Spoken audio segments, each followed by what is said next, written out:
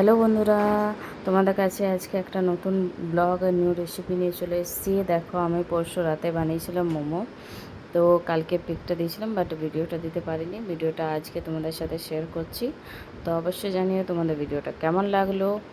তো দেখো, আমি বানাচ্ছি। প্রথমে পেঁয়াজগুলো লঙ্কাগুলো ভেজে নিলাম, তার সাথে ক্যাপসিকাম আর গাজরটা গ্রেড করে নিয়েছিলাম, ক্যাপসিকামগুলো কেটেছিলাম। আমি বানাচ্ছি আজ পনির মোমো।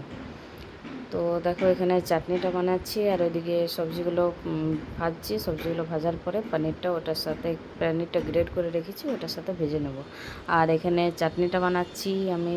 পুদিনা পাতা পাইনি, তাই ধনে পাতার চাটনি বানাচ্ছি।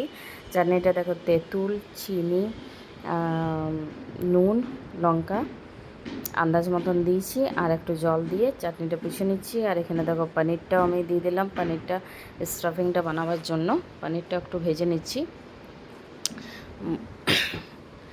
আর বিশ্বাস করো বন্ধুরা, খুব সুন্দর হয়েছিল। আটা দিয়ে বানিয়েছিলাম মোমোটা, তো খুবই ভালো লাগছিলো। আর এখানে দেখো, টমেটো চাটনিটা বানাচ্ছি, লাল চাটনিটা। তো এখানে পেঁয়াজ, রসুন, লঙ্কা, এখানে শুকনো লঙ্কা দিইনি, আমি কাঁচা লঙ্কাগুলো বাইরে রেখেছিলাম, যেগুলো শুকিয়ে লাল হয়ে গেছিলো, ওইগুলোই আমি চাটনির সাথে দিচ্ছি। তো এখানে পেঁয়াজ, রসুন, টমেটো আর লঙ্কাগুলো প্রথমে তেলের সাথে একটু ভেজে নিলাম। তারপরে দেখো, ব্লেন্ডারে পিষে নিচ্ছি। তো দেখো, চলো, আমার চাটনিটাও পেশা হয়ে গেছে। এটার সাথে একটু চিনি আর নুন দিয়ে দিয়েছিলাম। আর দেখো, এদিকে আটাটাও মেখে নিচ্ছি। আটাটা মাখার জন্য দেখো, আটা, রিফাইন অয়েল, একটু দই, সুজিও নিয়েছিলাম, বেকিং পাউডার, আর একটু নিয়েছিলাম আজওয়াইন নিয়ে আটাটা দেখো কত সুন্দর, মানে আটাটা ভালো মাখা হয়েছিল। তো তারপরে একটু তেল দিয়ে 1 ঘন্টার মতন আটাটা ঢেকে রেখে দিয়েছিলাম।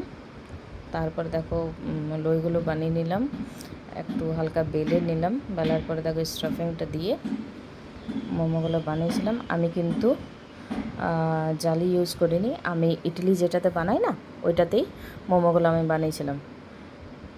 দেখো, এটাও রেডি করে নিয়েছি।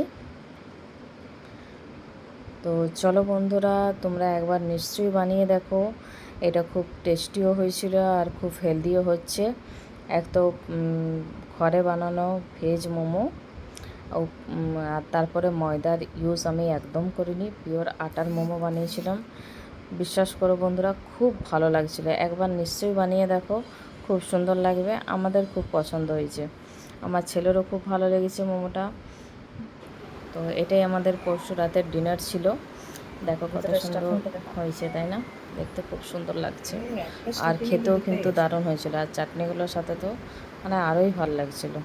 তো অবশ্যই মোমোটা বানিয়ে খাও ঘরে।